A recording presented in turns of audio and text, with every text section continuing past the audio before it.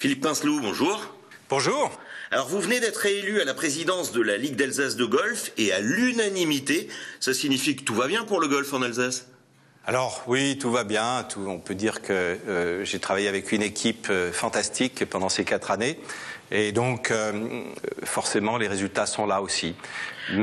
Sans oublier les clubs évidemment qui sont très volontaires et participants dans nos actions.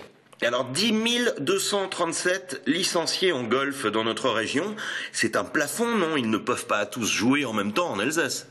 Alors, il faut savoir qu'une grande partie est quand même localisée sur le Bas-Rhin. Dans le Haut-Rhin, nous avons encore de la place, évidemment. Et surtout, nous espérons avoir bientôt de nouvelles structures, des petites structures d'accueil, des petites structures d'apprentissage, et puis toujours l'espoir d'un nouveau parcours près de Saverne. Alors ça fait des années que vous essayez de casser l'image du golf sport de riches retraités, mais il faut toujours du temps et de l'argent pour jouer au golf en Alsace, non? Alors il faut du temps, oui, il fallait du temps. Aujourd'hui on peut faire des compétitions sur 9 trous, donc en 2 heures, 2 heures et quart, on peut obtenir un index très rapidement. Effectivement, un petit peu d'argent, oui, mais pas beaucoup plus que le ski, pas beaucoup plus que le cheval, pas beaucoup plus que certaines licences sportives. Avec 150 € aujourd'hui, vous avez du matériel. Avec 30 €, vous pouvez faire un week-end de golf en practice ou en compact. Donc aujourd'hui, le golf est accessible à tout le monde. Alors vous avez tout de même souligné lors de votre élection que seuls 10% des golfeurs sont des jeunes.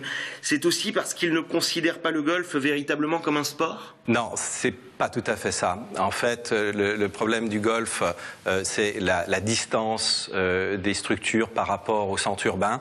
Pour les jeunes, c'est difficile de s'y rendre. Donc nous espérons des transports en commun qui vont se diriger vers les golfs, ça c'est un point.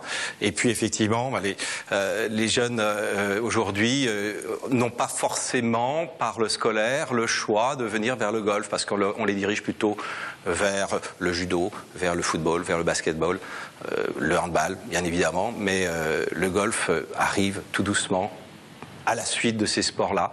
Et on espère qu'avec les Jeux Olympiques, le golf deviendra enfin le sport du 21e siècle, celui que tout le monde attend.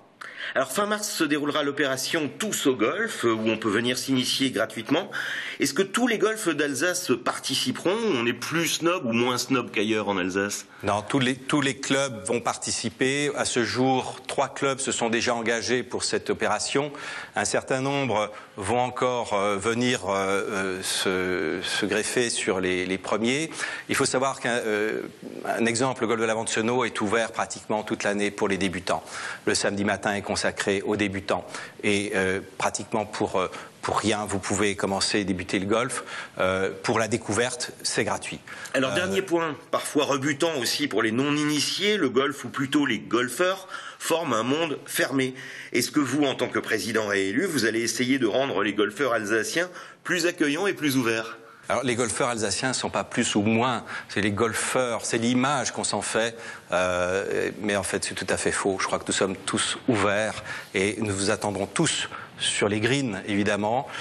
Faut pousser un petit peu la porte, oui, mais dès qu'on l'a poussée, vous verrez qu'après vous trouverez des amis, vous y trouverez des collègues de sport et vous ferez plaisir aussi sur nos fairways. Philippe Pinceloup, merci. Merci.